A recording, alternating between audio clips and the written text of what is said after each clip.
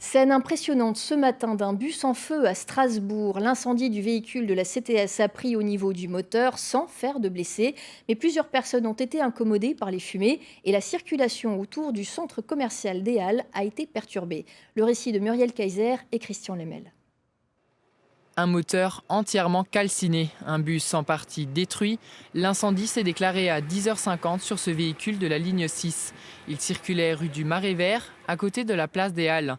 Le chauffeur ne s'est aperçu de rien.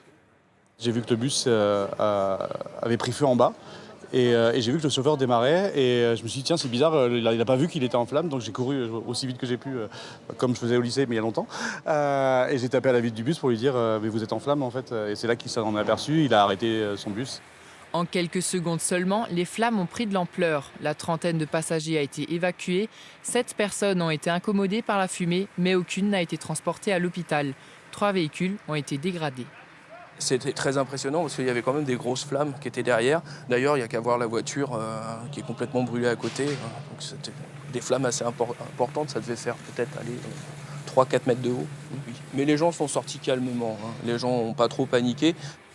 Le feu a pris dans le compartiment moteur. La CTS assure que le bus a passé un contrôle technique ce mois-ci et que le défaut à l'origine de l'incendie est imprévisible.